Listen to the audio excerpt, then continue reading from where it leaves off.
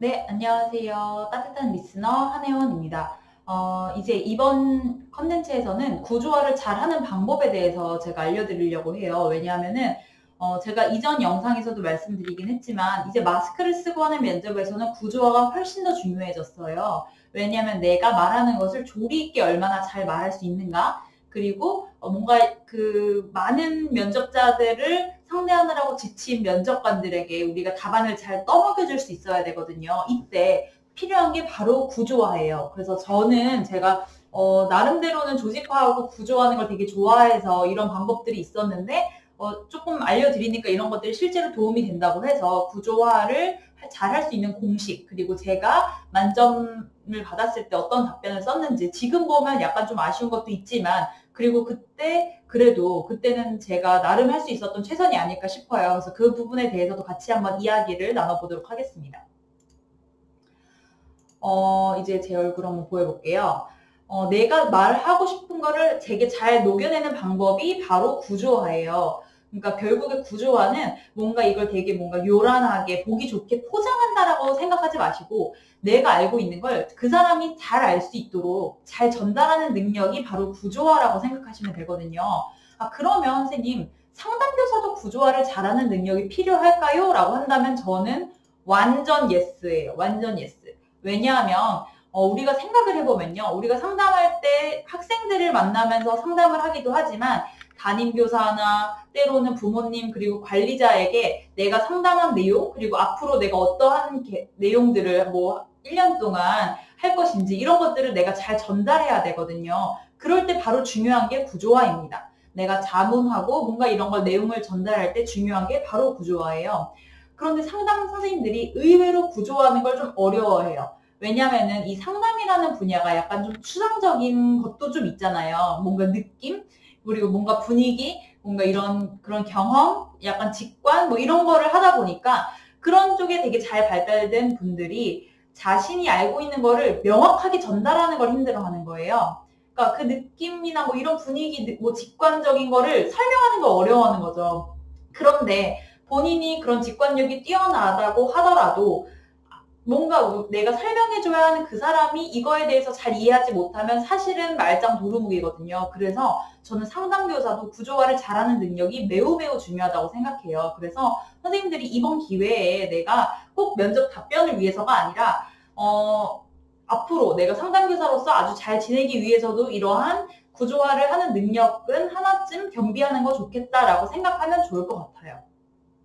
자, 그래서 저는 구구절절과 기승전결이 과연 어떤 차이가 있는지 한번 이야기를 나눠보려고 하는데, 예를 들어서 2017년도에 서울 3번 문제 즉답형에 이런 문제가 나왔대요. 보기 두 가지가 나왔어요. A는 교사가 학생들에게 개입해서 변화를 이끌어 나가야 한다라는 거였고, B는 아니다, 교사는 학생들의 시행착오를 인정하고 학생들이 변화할 때까지 기다려줄 수 있어야 한다라고 했습니다. 그래서 즉답형 질문이 이거였어요. 다음 중 자신의 교사상을 고르고 그 이유를 말하고 지도 방안을 말해봐라 라는 게 이제 즉답형이었는데, 이 즉답형이면 사실은 구상할 시간이 없기 때문에 조금 초조할 수도 있어요. 근데 이때 어떻게 하면 좋을까? 한번 같이 구구절절과 기승전결이 어떤 차이가 있는지 한번 보도록 하겠습니다.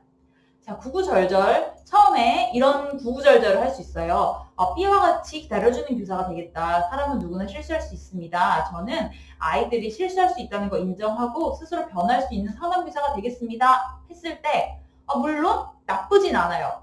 나쁘진 않아요. 그런데 이게 빠져 있어요. 그 이유는 무엇인지, 지도 방안은 어떻게 할 것인지, 이런 것들이. 왜냐하면 즉답형에서 지도 방안을 물어봤는데 그거에 대해서 지금 빠져 있거든요. 그러니까 뭔가 좋은 얘기를 한 것 같긴 한데 그 이유가 무엇인지, 앞으로 어떻게 하겠다든지 이런 게 없어요. 그냥 좋은 문장만 말한 것 같은 느낌이에요. 그러니까 알맹이가 없는 것 같고 그냥 포장만 한 것 같은 느낌이 이러한 답변이에요. 그럼 여기서 조금 더 발전하면 어떻게 할 수 있나 봅시다. 이렇게 할 수도 있어요.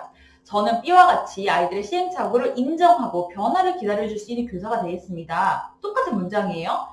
그 이유는 하고 접속사를 붙였어요. 누구나 실수를 할 수 있기 때문입니다. 라고 이유를 했죠. 또한 스스로 변화했을 때 성장이 더 크게 일어날 수 있기 때문입니다. 라고 또 얘기를 했어요. 그래서 이유를 두 가지 설명했는데 그 이유는 때문입니다. 그리고 또한 때문입니다. 이렇게 얘기했죠. 그리고 따라서 앞으로 뭘 하겠다라는 지도 방안에 대해서 내가 얘기를 해주는 거예요. 저는 이러한 상담교사가 되겠습니다. 물론 여기서 구체적인 방법을 알려주면 좋겠지만 그렇지 않더라도 뭔가 따라서 뭐 하겠습니다 라는 접속사를 붙였을 뿐인데 이 사람이 뭔가 조금 체계적으로 얘기하고 있네 라는 생각이 들어요. 그래서 이것도 괜찮아요. 아까 거보단 이게 훨씬 더 구조화가 된 느낌이에요. 자, 그리고 세 번째, 그러니까 이렇게 제법 논리적으로 말하는군이라는 생각이 들겠죠. 세 번째는 이렇게 하면 조금 더 구조화가 된 것 같아요. 저는 B와 같이 시행착오를 인정하고 변화를 기다려줄 수 있는 교사가 되겠습니다. 그 이유는 첫째 얘기했죠. 첫째, 사람은 믿음의 크기만큼 잘한다고 생각합니다. 둘째, 시간이 걸리더라도 스스로 자신의 성장을 위해 고민하는 시간이 내적 성장에 도움이 되기 때문입니다. 이게 두 번째예요.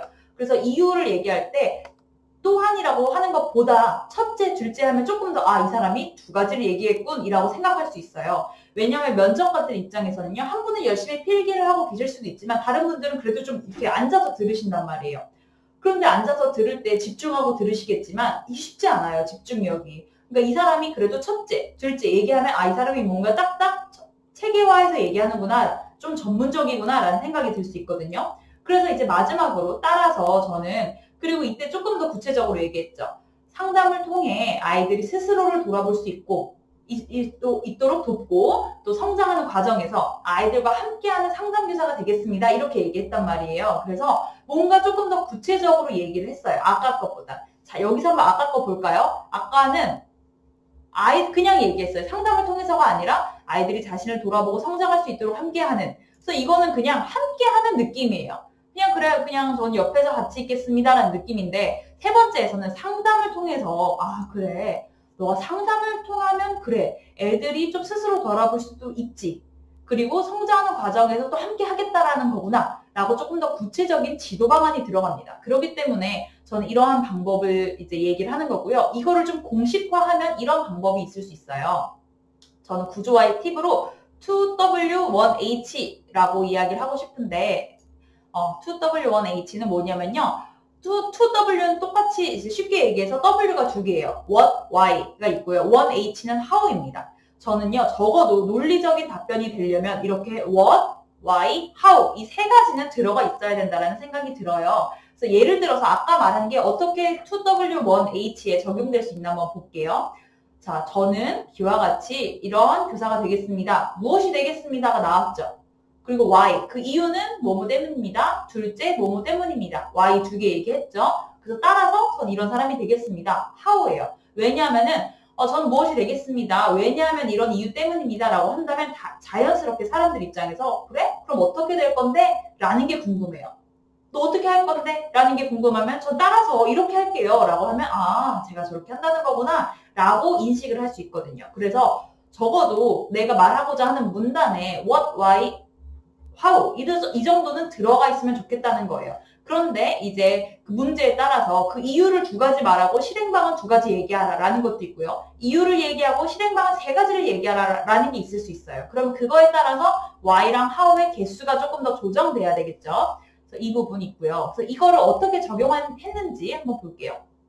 2016년도 제가 실제로 구상형 1번 문제에 이런 문제가 나왔어요. 한 학생이 갑자기 학교에서 화를 내고 폭력을 사용하고 부모님이 이혼하셨어요. 그래서 엄마 연락 안 되고 아버지는 지방에 계시고 조부모님과 함께 사는데 할머니도 아프시고 할아버지 술을 많이 드셔요. 이럴 때 그 교과에 맞게 지도 방법은 어떻게 할 건가 제시하는 거였는데 이때 저는 이렇게 했어요. 일단 서론을 얘기했습니다. 서론에서는 학생을 개별 상담하는 것도 중요하지만 교사와 아이의 보호자와 함께 협력하는 것이 무엇보다 중요합니다. 그래서 저는 다음과 같은 상황에서 이와 같이 하겠습니다. 자, 다음과 같은 상황에서 이와 같이 하겠습니다라는 문장은요. 한번 외워보세요. 그래서 거의 이거는 만능으로 쓸 수 있어요. 그래서 내가 이게 약간 시간을 버는 거거든요. 이 말을 하면서 그래 내가 아까 뭐 생각했지? 아니면 이렇게 얘기하면서 슬쩍 구상지 한번 보면서 내가 체크하는 거 한번 연습해 보시면 좋을 것 같고요. 자, 첫 번째, 전 학생과 개별 상담하겠습니다가 what이에요. 무엇을 하겠다? 왜냐하면 물론 저는 여기서 그 이유는 이런 걸 말 못했어요. 근데 물론 하면 좋겠죠. 그 이유는 현재 학생은 평소에 잘 지내다가도 갑자기 화를 내고 폭력을 행하고 있기 때문입니다.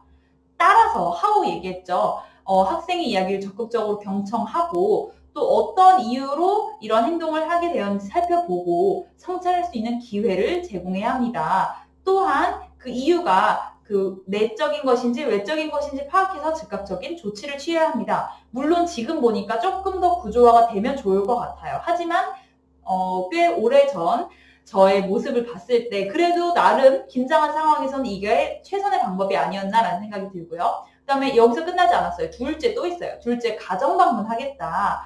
가정방문을 통해서 학생이 집에서는 어떻게 생활하고 있는지, 보호자에게 보살핌 제대로 받고 있는지 면밀히 파악해서 경제적 지원은 물론 인간적인 교육 지원 실시하겠다. 그래서 여기서 인간적인 교육 지원 이런 거는 서울시 시책에 나와 있었어요. 그리고 결론에서 모든 학생은 성장할 수 있는 기회의 통로가 제시되어야 합니다. 그래서 제가 만약에 교사가 된다면 학생의 가능성을 여는 책임 교육을 실시할 수 있는 책임 있는 교사가 되겠습니다. 자, 여기에서 아까 말한 인간적인 교육 지원, 기회의 통로, 학생의 가능성을 여는 책임 교육 이거 다 시책에 녹아져 있던 이미 있던 키워드였어요. 시책에 있는 걸 제가 뭔가 조금 더 따뜻한 말 같아서 사용했는데 도움이 많이 됐거든요. 그래서 선생님들께서도 내가 만약에 따뜻함을 뭔가 녹여내고 싶고 그 한 단어로 뭔가 이게 딱 설명하고 싶은데 그게 잘 안 돼요. 어떻게 하면 좋을지 모르겠어요. 라고 한다면 시책을 한번 활용해 보시는 것도 좋습니다. 그래서 그런 부분에서 한번 해보시는 것도 저는 추천을 드릴게요.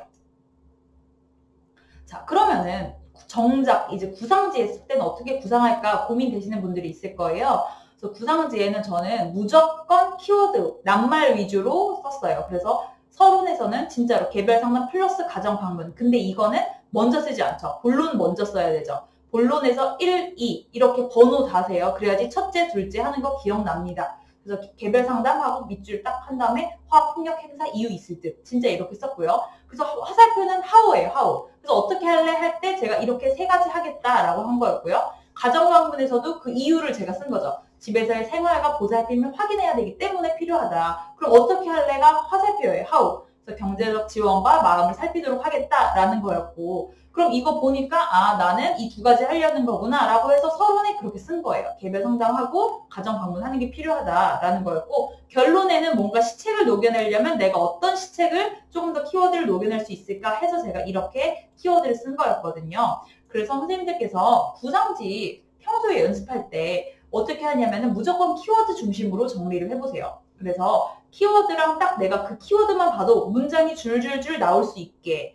해보시고 때로는 맞는 문장도 좋습니다. 그래서 맞는 문장은 그 제가 아까 서론에서 시작할 때 뭐 다음과 같은 상황에서 이와 같이 행동하겠습니다. 이런 것도 맞는 문장일 수 있어요. 그리고 뭔가 적극적 경청과 관련된 맞는 문장 그리고 아이들의 뭐 이제 인간적인 교육 지원 뭐 이런 거에 대한 맞는 문장 이런 거 있겠죠. 그래서 그런 거에 대해서 선생님들께서 어떤 키워드가 있으면 그 키워드와 연결된 맞는 문장을 만들어 보시고 입에 붙을 때까지 연습을 하시는 거예요.